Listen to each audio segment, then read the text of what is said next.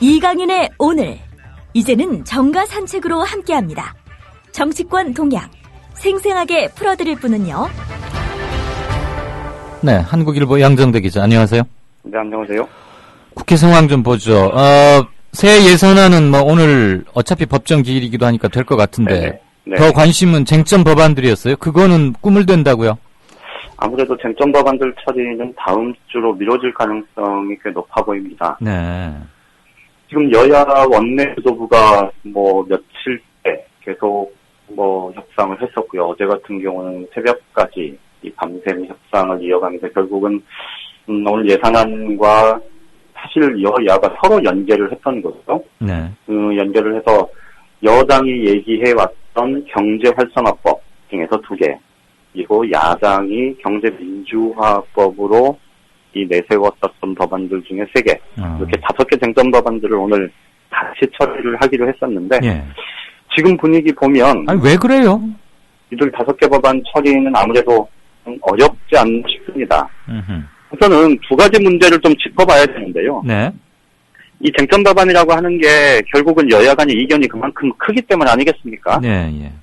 그렇다면, 이견이 큰 법안들일수록 사실은 상임위 차원에서, 이 소관 상임위 차원에서 아주 적극적으로 논의가 있어야 하고, 그 과정에서 입장을 조금씩 좁혀나가고, 이 타협점을 찾아내는 그런 노력들이 필요한 건데, 네.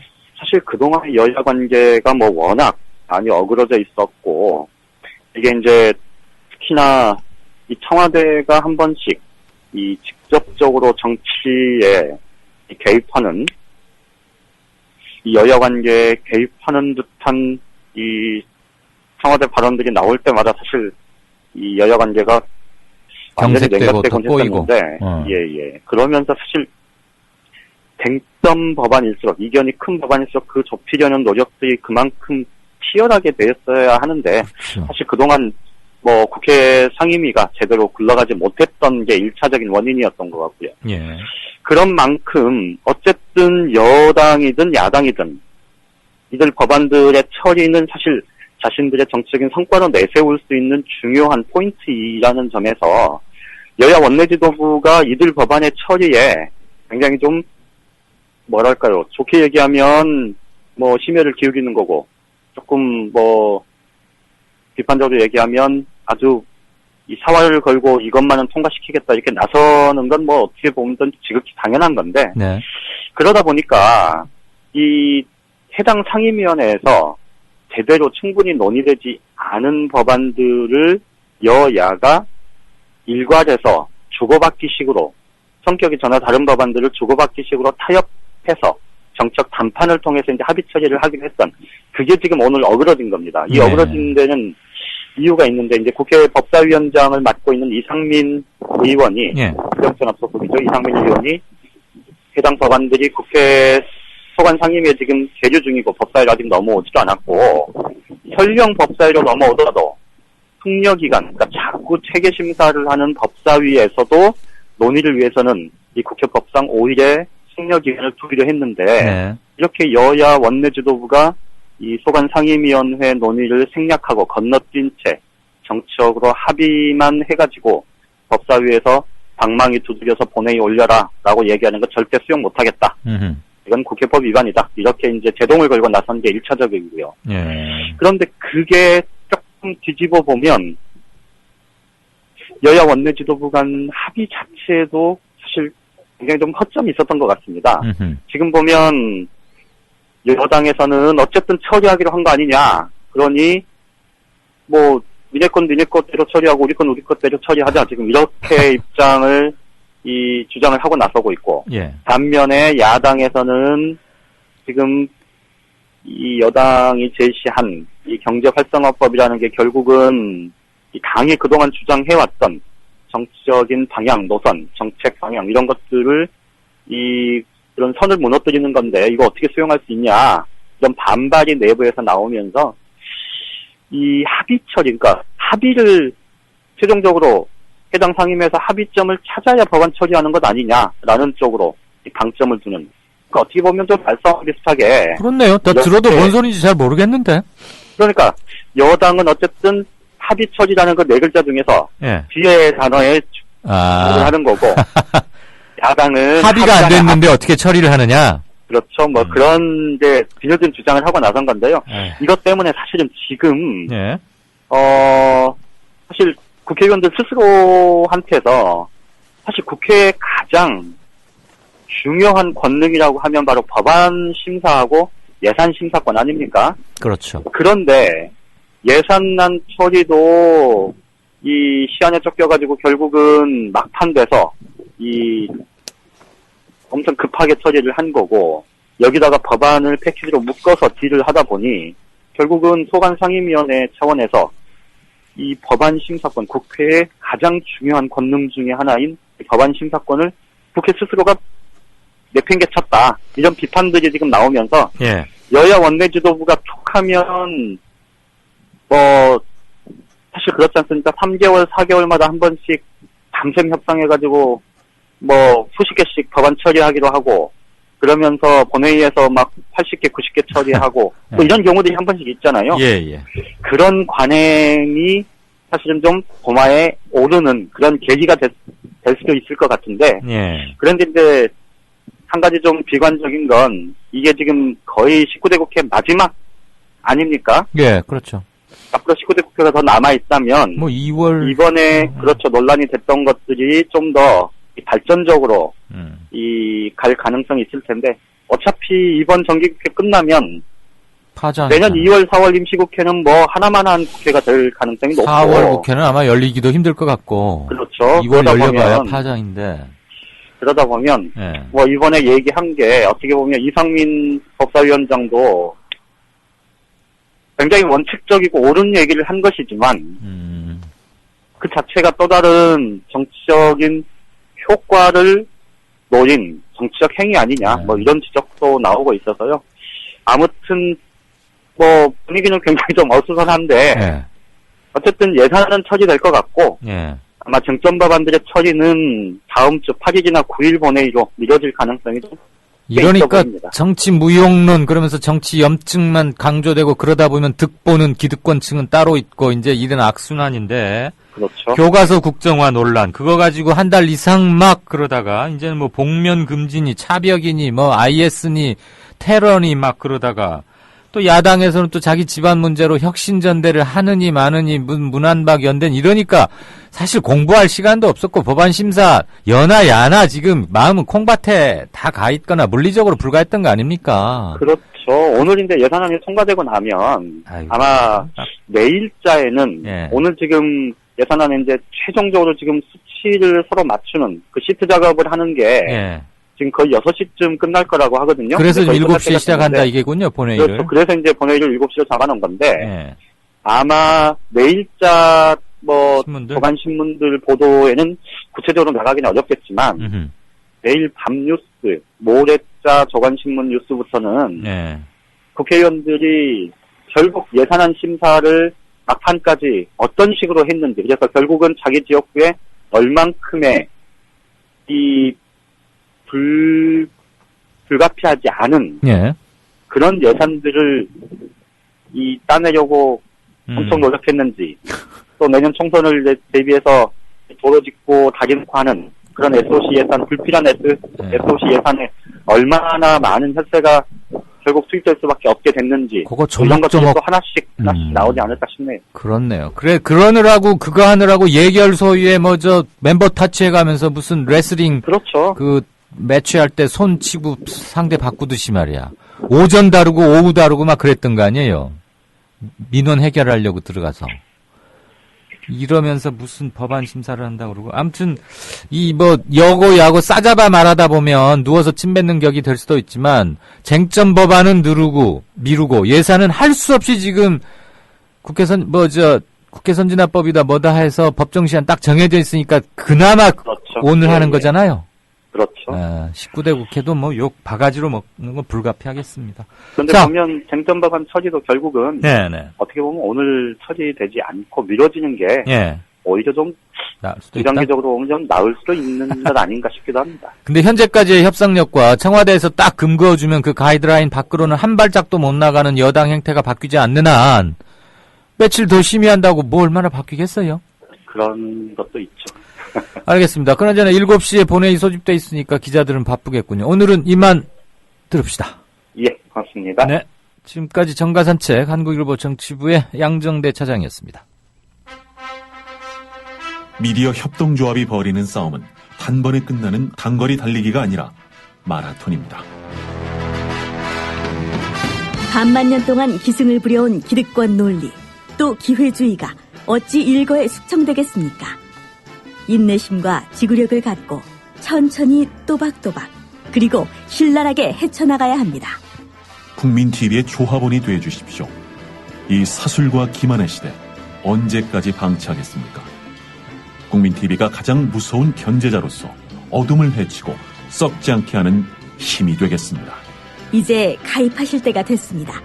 미디어 협동조합 홈페이지 국민.tv 또는 mediacoop12@gmail.com의 문호는 24시간 열려 있습니다. 다 함께 자부심으로 물려줄 세상을 만듭시다. 누가 아는 바로 당신이 할 일입니다.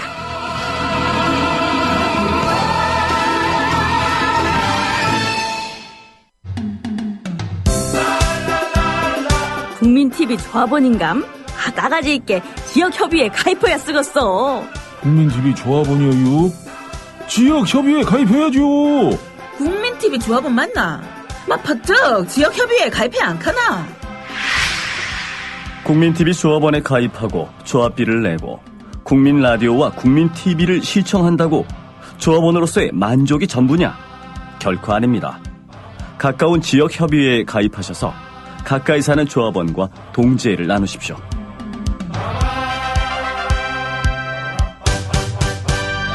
자세한 가입 안내는 미디어 협동조합 홈페이지 지역협의회 게시판을 참고하시면 됩니다. 네, 5시 55분 55초. 5자가 쭉 연결되어 있군요. 맞습니다. 청취자 게시판 좀 잠깐 보겠습니다.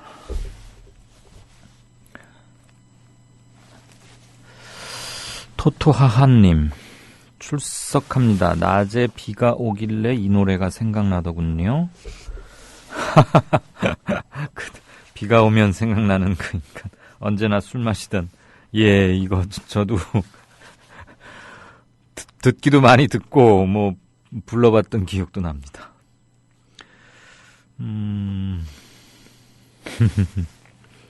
이재향님, 웃픈 우리 현실입니다. 웃픈 웃음이 나오는 슬픈 뭐 이런 뜻이죠. 이거 그냥 영어로 읽을까요? 아니면 그냥 뭐 어설픈 번역을 할까요? 아니면 그냥 넘어갈까요? 외국의 어느 시위 현장에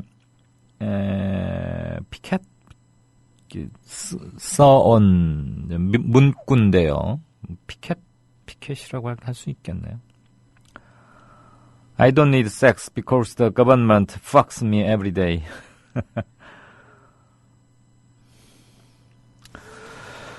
정부가 매일 나를 연맥이기 때문에 굳이 섹스를 할 필요가 없답니다. 우리도 이렇게 뭐 유머 있고 페이서스 넘치고 촌철살인하게 충분히 시위할 수 있죠. 얘기 들으니까 12월 5일 다가오는 토요일 2차 집회는 뭐 장밋꽃 또는 이렇게 거울을 들고 가서 보여주게 하자, 또는 편지 같은 걸 써서 전해주고 하자. 다들 이렇게 평화 시위를 모색하고 그 천편일률적인 시위. 맨 앞열은 뭐 이렇게 경찰과 이제 신랑이를 공방을 벌이다가 물대포, 차벽, 그러면 이제 뒤편에서는 사실 그때 좀 애매하긴 하죠. 총력을 다해서 해야 하건만 사실 가본 분들은 아시겠지만 몇만 명 거대한 군중이 운집하면 이 뒤쪽에서는 맨 앞열 프론트 라인에서 뭐가 되기만을 바라고 있고 그러지 않습니까? 근데 원천적으로 우리 시위 뭐 이제 이런 천편일률적인 시위는 문제 있다고 비판하는 글도 많이 돌고 그중에 새겨 들어야 할 대목 많다고 보는데, 근본적으로는 그러니까 뭐 가자 청와대로 이제 이 구호가 현실성이 있느냐의 논란은 또 별도로 또 하나 있는 것이고요. 원천적으로 막아버리니까 진로를 차단당한 사람이 치는 몸부림이란 겨우 제한적으로 그런 것일 수밖에 없지 않겠어요? 그리고 다분히 두말할 필요 없이 차벽이라는 위헌적 행위를 통해서 진로를 차단해버리니까 차단당한 사람들이 무슨 도간에 든 쥐입니까? 집회하는 시민들이 활로를 모색할 수밖에 없는 것이고 그 과정에서 폭력을 다분히 유발하는 그리고 과잉 진압. 세상에 쌀값 내렸다. 이거 어떻게 된 일이냐라고 항의하러 온 농민. 무장은커녕 그 당연한 한설인 한마디를 돈 들여가면서 서울까지 와서 한 그 노인에게 직격 조준 발사? 이것만으로도 입이 아프지만 폭력 정권이고 살인 정권이죠. 두말할 필요가 있겠습니까? 근데 물론 우리 시위도 좀 양태는 좀 더 많은 개발하려 좋겠죠. 해야 하겠죠. 그렇지만 기본적으로 이렇게 불법 집회로 규정하고 원천 봉쇄하고 군사작전 펴듯이 이렇게 해버리면 이런 식의 페이서스 넘치는 그런 것을 요구하는 건 좀 한가한 소리이기도 하고 이런 걸 할래야 할 수가 없는 상황에 내몰려 있다. 이런 것도 좀 생각하면서 시위 방법을 어떻게 할까? 어떻게 하면 다양화할까? 이런 논의가 펼쳐졌으면 좋겠습니다. 제가 수술도 앞두고 있고 그래서 잘 아파가지고 뭘 못 쓰고 남들이 써놓은 것만 주로 읽다 보니까 SNS에서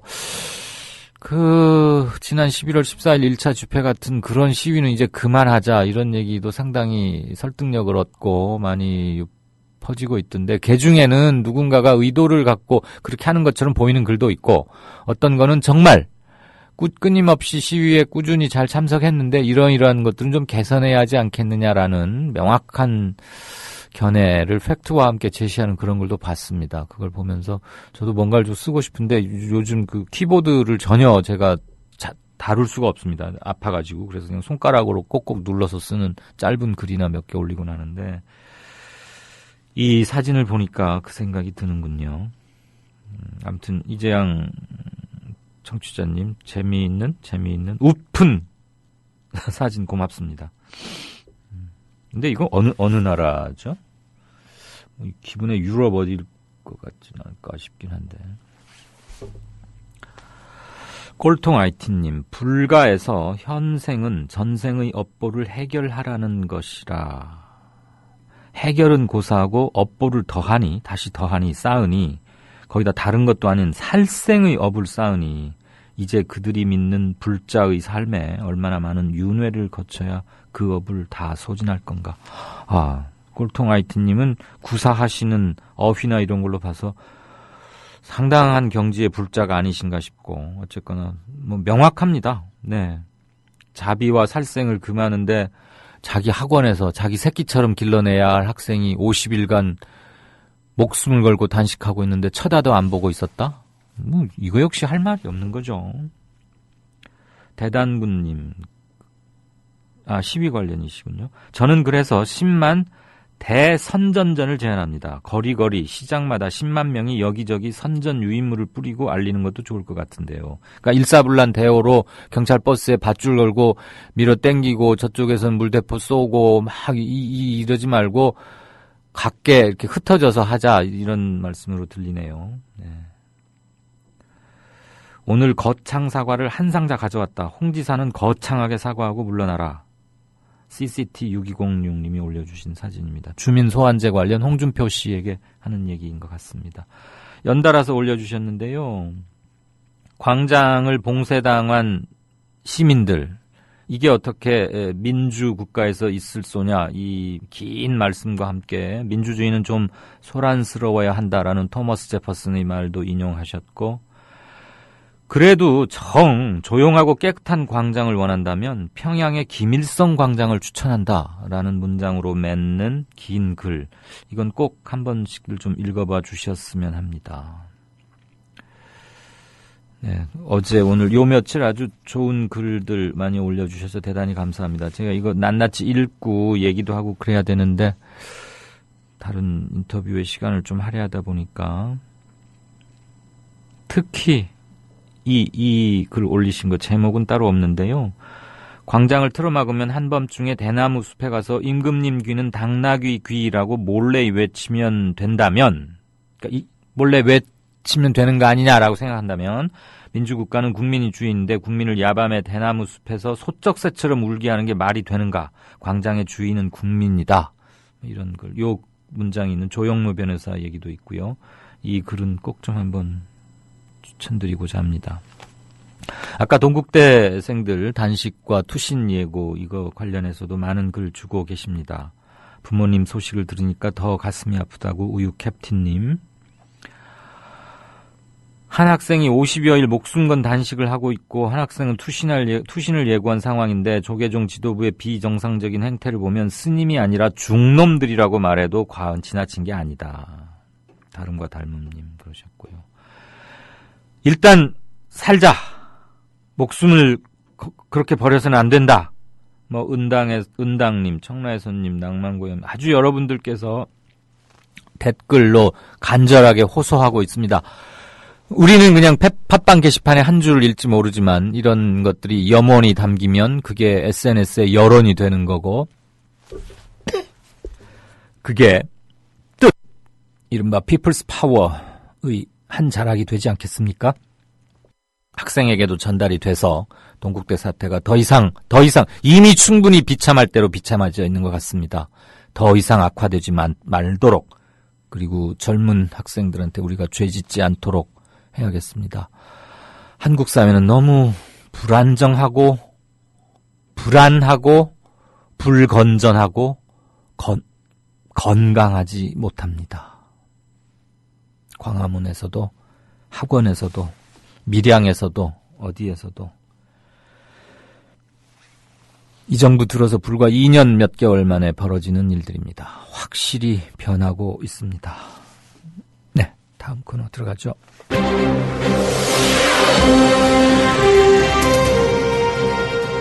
뉴스K가 위클리 종합뉴스로 돌아왔습니다.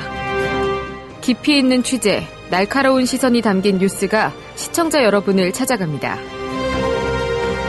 매주 금요일 저녁 8시 30분 새로워진 뉴스K에 많은 관심 바랍니다.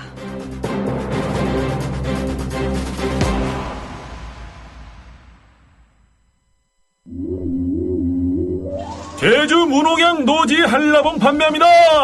여수 돌산 갓김치 팔아요. 안동 산골에 맛있는 사과를 소개합니다. 거금도에서 직접 키운 전복을 직거래로 가져가십시오. 속리산 문장대 아래 청정지역에서 재배한 콩으로 만든 청국장 맛보세요. 거창 민들레 사과 어떠세요? 광천 특산품 광천김 끝내줍니다. 정직하고도 유익한 특산품 멀리서 찾지 마세요. 지금 국민TV 홈페이지 홍보마당 사업 홍보 게시판에 펼쳐 있습니다. 파실 분 사실 분 함께 어우러진 행복한 상생의 장 여러분을 초대합니다. 국민.tv 홍보마당 사업 홍보 게시판 지금 들러주세요.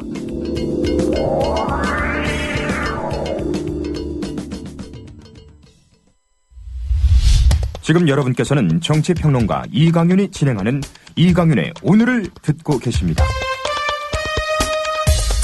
이강윤의 오늘은 팟캐스트 포털 팟빵에서 다시 들으실 수 있습니다. 의견과 건의가 있으시면 게시판에 남겨주세요. 네, 6시 7분 됐습니다. 스포츠 뉴스 챙기겠습니다. 스포츠큐의 박상현 차장, 안녕하세요. 네, 안녕하십니까. 네, 강정호 선수에 이어서 우리나라를 대표하는 홈런 타자 박병호 선수가 정식으로 이제 메이저리그 선수가 된 거죠, 오늘? 네, 그렇습니다. 오늘 바로 이제 미네소타 트윈스와 계약을 맺었고요. 네. 예. 그런데 좀 연봉이 좀 의외로 좀 적다고 생각하시는 분들이 많을 것 같아요. 예. 예, 일단, 계약 조건을 좀 들어보면은, 일단 4년간 1,100만 달러가 되고요. 4년간이요? 예, 그렇습니다. 네. 그 다음에 2020년에는 이제 구단 옵션이 하나 걸려 있습니다. 네. 그래서 2020년에 구단 옵션을, 만약에 미네소타가 그 구단 옵션을 행사를 하게 될 경우에 그 650만 달러를 추가로 받게 되고요. 예. 만약에, 구단이, 옵션을 행사하지 않을 경우에는 박병호 선수는 50만 달러를 받고 미네소타로 나오게 됩니다. 생각보다 연봉이 짜다고 해야 됩니까? 1,300만 불이면 물론 우리 돈으로 따지면 참 큰데 미국 메이저리그에서는 그렇게 많은 돈은 아닌 거죠. 4년간 이 액수면. 일단 미국 언론에서 많이들 얘기했던 것이 아무래도 그 포스팅 금액 자체가 1,285만 달러나 나왔기 때문에 대략적으로 한 500만 달러, 연봉 500만 달러 선이 되지 않겠느냐라는 얘기가 좀 많았었는데요. 이정료의 돈을 거액을 썼기 때문에 연봉은 많이 못 줄 거다. 일단 500만 달러만 해도 좀 큰 금액이기도 하지만은 이제 그만큼 이제 1,185만 달러 포스팅 금액을 질렀기 때문에 500만 달러까지 부르지 않겠느냐라는 얘기가 있었는데 일단 제가 생각하기에는 아무래도 미네소타 자체가 그렇게 큰 시장이 아닙니다. 일단은 부자 구단이 아니군요. 스몰 시장이기도 하고요. 그다음에 미네소타 그 주에 있는 그 미니애폴리스 자체가 한국 교민들이 많은 곳이 아닙니다, 그렇게. 그렇죠. LA 다저스라든지 피츠버그 파이리츠에 있는 뭐 류현진이나 강정호 선수에 비해서는 좀 상품성이 좀 떨어진다고 볼 수가 있겠죠. 그렇겠네요. 그 지역 내에서는요. 텍사스나 뉴욕 이런 데도 아니고 하니까. 그렇습니다. 그 다음에 미네소타 자체가 원래 연봉이 짜기로 유명한 곳입니다. 스몰 시장이다 보니까요. 일단 지난해, 그러니까 올 시즌이죠. 올 시즌만 해도 그 연봉 총액이 MLB 그 메이저리그 30개 팀 가운데 22번째였거든요. 그러니까 쉽게 말씀드리면은 한 8번째로 가장 적은 금액을 주는 팀이다. 이렇게 좀 생각하시면 될 것 같고요. 알겠습니다. 그다음에 올 시즌은 275만 달러를 받게 되는데 이것도 지금 현재로 봤을 때는 전체 그 미네소타 트윈스 선수 가운데 8번째에 해당됩니다. 그렇기 때문에 미네소타에서는 어떻게든 좀 최대한 대우를 해줬다. 저는 이렇게 평가를 하고 싶습니다. 그렇게 박대한 건 아니군요. 박대한 건 아니고요. 워낙 미네소타 자체가 연봉이 짜기도 유명하다. 이렇게 생각하시면 될 것 같습니다. 조금 형편이 안 좋은 축에 드나 봐요. 스몰 시장이라고 하죠. 스몰 마켓. 아무튼 자체가 미니애폴리스라든지 미네소타 그쪽 자체가 워낙 야구 시장이 작습니다. 그렇기 때문에 좀 그런 금액이 나오지 않았나 이렇게 생각이 듭니다. 그리고 두산의 대표적인 타자, 안타 제조기 뭐 이런 별명도 있다던데 김현수 선수도 어떻게 미국 한번 가볼까 이런다는데요. 잘 돼갑니까? 일단 박병호 선수와 김현수 선수는 차이가 있습니다.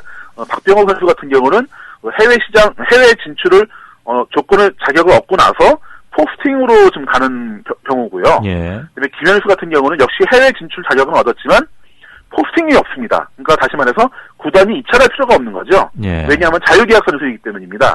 FA인가 뭐 그런 거요. 그렇습니다. 그렇기 때문에 메이저리그에서 KBO 상호국으로 그 신분 요청을 하게 됩니다. 이 선수가 메이저리그로 갈 수 있는 선수냐라고 신분 요청을 하게 되고요. KBO에서 김현수 선수는 MLB도 갈 수 있는 선수다 이렇게 요청을 다시 답변을 해주게 됩니다. 그런데 MLB에서 요청을 했다는 거는 MLB 구단에서 이미 김현수 선수에 대한 그 관심이 있다는 걸 표명하는 것이거든요. 근데 이미 MLB에서 KBO 쪽으로 그 신문 요청을 했습니다. 그렇기 때문에 이미 MLB 구단에서 김현수 선수와 계약을 하고 싶은 구단이 있다. 이렇게 생각하시면 될 것 같습니다. 어딘지는 모르시고요, 아직? 아직까지 밝혀지진 않았습니다. 김현수 선수도 미국 가면은 통할 걸로 봅니까? 김현수 선수 자체가 워낙 그 컨택트가 있는 타자거든요. 그러니까 쉽게 말씀드리면은 어떻게든 안타를 만들어내는 그런 선수이기 때문에 좀 쉽게 말씀드리자면은 박병호 선수와 그 일본에 있었던 그 이치로 선수 있지 않습니까? 그 선수의 중간이라고 좀 생각하시면 될 것 같습니다. 홈런 제조기 이런 그 거포 슬러거는 아니고 안타만 전문으로 잘 치는 정교하게 짧게 치는 그거의 한 중간쯤이다. 그렇습니다. 왜냐하면 일단 두산에서도 홈런을 많이 때리긴 선수이긴 했거든요. 어느 정도 좀 파괴력이 있는 타자이긴 하지만 미국 투수들이나 미국 구장에 바로 그 홈런 개수를 대입할 수는 없겠죠, 물론. 그렇습니다. 자, 그렇고 손아섭 선수는 잘 안 된 것 같고 롯데 황재균 선수 여기도 지금 노크하고 있나요? 손아섭 선수는 이제 이미 포스팅 해온 구단이 없기 때문에 무산이 됐고요. 그다음에 이제 롯데에서 또 이제 황재균 선수를 다시 포스팅을 넣었습니다. 그렇기 때문에 황재균 선수 같은 경우는 이제 12월 5일에 MLB 쪽에서 포스팅 구단이 있을 경우에 다시 이제 하다로 주게 됩니다. 그렇기 때문에 12월 5일까지는 일단 기다리셔야 할 것 같습니다. 네, 그렇군요. 아직 그러니까 기회가 남아 있다고 보는 거네요. 예, 일단 황재균 선수에 대한 포스팅 구단 자체가 이제 어느 구단인지 모르겠지만, 일단 MLB에서 만약에 포스팅한 구단이 있다라고 KBO 쪽에 그 화답을 해오게 되면은 그때부터 이제 바쁘게 움직이게 되는 것이죠.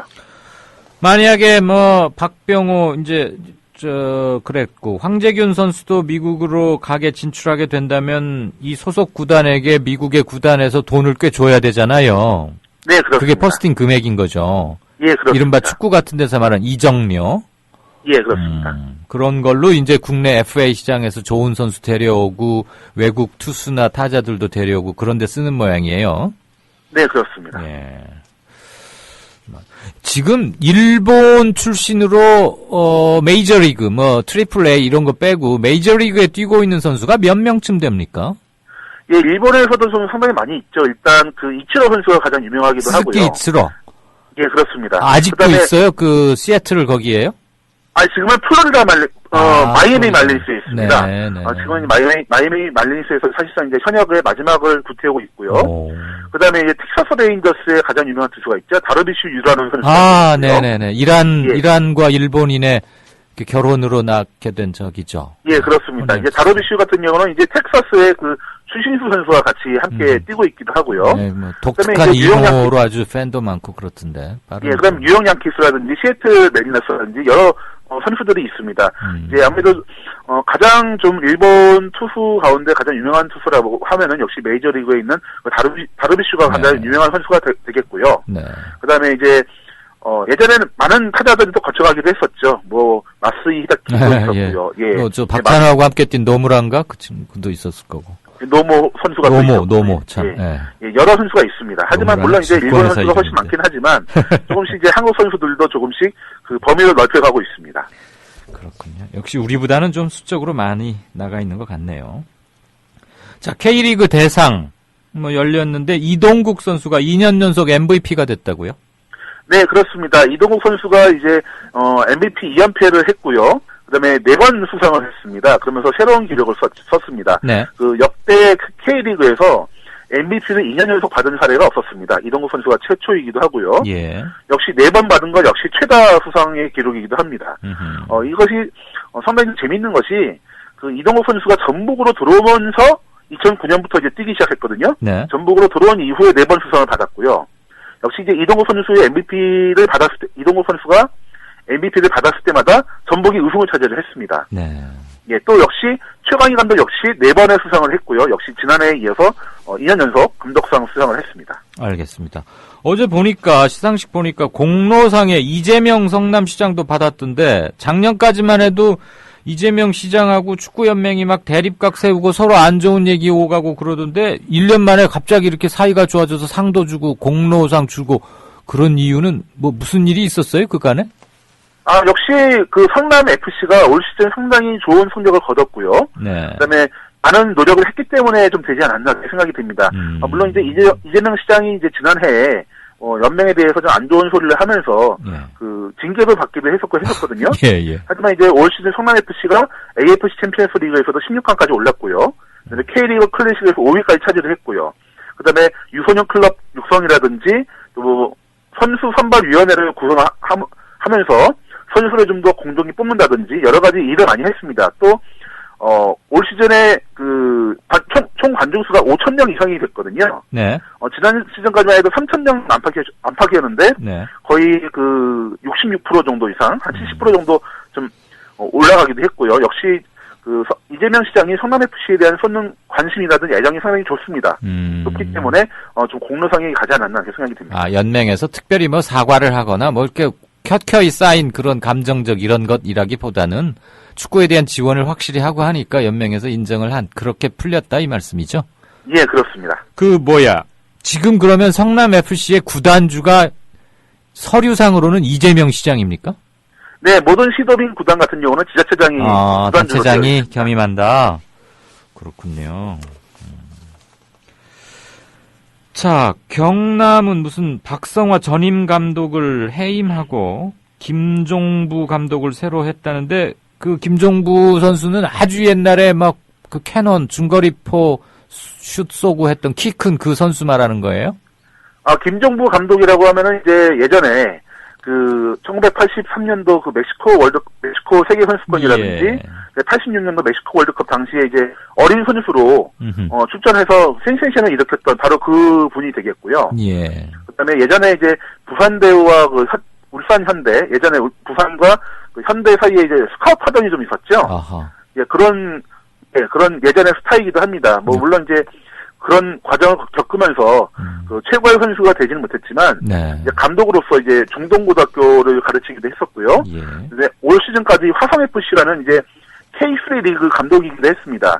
이번에 이제 김종부 감독이 경남으로 넘어갔습니다. 그 지난번 이 스포츠 뉴스 전해주실 때 그 키 크고 헤딩 잘하는 김신욱 선수 득점왕에 올랐다고 5년 만인가 토종 선수가 득점왕에 올랐다 그랬는데 왜 이 친구가 베스트 11에는 못 낀 겁니까? 네, 일단 그 베스트 11의 공격수 부분에 뽑힌 선수가 그 이동국 선수하고 아드리아노 선수입니다. 네, 일단 이동국 선수 같은 경우는 워낙 그 대기록을 세우기도 했고요. 현재 그 K리그 통산 최다골 기록을 계속 경신해 나가고 있고요. 그 다음에 7년 연속 두 자리 득점에다가 13골을 넣었습니다. 뭐 지금 현재 이제 79년생이니까 36, 우리나라에는 37이 되겠죠. 이제 그런 나이에 전북 공격수로서 MVP까지 받았기 때문에 베스트 11에 안 뽑힐 이유가 없는 것이고요. 문제는 아드리아노 선수와 김신욱 선수의 차이일 것 같은데요. 일단 득표수만 놓고 보면은 김신욱 선수가 한 표 차에 떨어졌습니다. 아드리아노 선수에게. 아깝네요. 한 표 차. 예. 근데 아드리아노 선수 같은 경우는 15골로 득점 2위에 오르면서 FC 서울을 상위 슈플릿으로 올려놓은 그런 선수이기도 하거든요. 하지만 김신욱 선수는 18골로 토종 득점왕이 되긴 했지만 이 울산 현대가 하위 스플릿으로 밀렸습니다. 아무래도 그런 성적 때문에 그 마이너스 프리미엄이 붙지 않았나 이렇게 생각이 듭니다. 알겠습니다. 오늘도 스포츠 뉴스 이모저모 들려주셔서 잘 들었습니다. 고맙습니다. 네, 감사합니다. 네, 스포츠 Q의 박상현 차장이었습니다. 갈고리 촌축님 이런 말씀 주셨네요. 야구판에 이런 말이 있습니다. 소시민은 도전자를 비웃는다. 박병호 선수가 연봉을 낮게 받는다고 비아냥거리는 사람들에게 꼭 해주고 싶은 말입니다. 소시민은 도전자를 비웃는다. 네, 고맙습니다.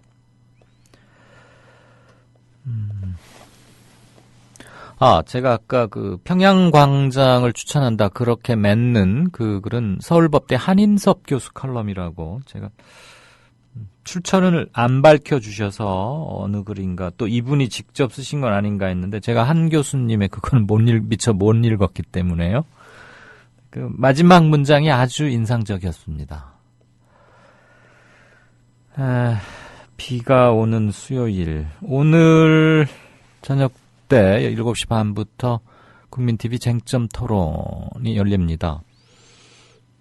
늘 제가 진행을 해왔는데 제가 좀 병원 스케줄이 있고 그래서 오늘은 MBC 해직 기자죠. 이용마 전 기자. 지난 11월 14일 집회 때 키스테이션에서 노지민 앵커와 함께 더블 캐스팅으로 중계할 때 또 많이 애쓰고 하루 종일 고생했죠. 워낙 잘하는 기자이자 훌륭한 사회자입니다. 복면 금지, 최근의 시위, 그리고 전국 이런 것들 얘기하게 될 것 같습니다. 많은 시청 부탁드립니다. 일일이 소개해드리지 못한 댓글들 죄송합니다. 그렇지만 이 올리신 것만으로도 서로 보면서 듣고 하니까 소통의 최소 기능은 됐다고 생각하고요.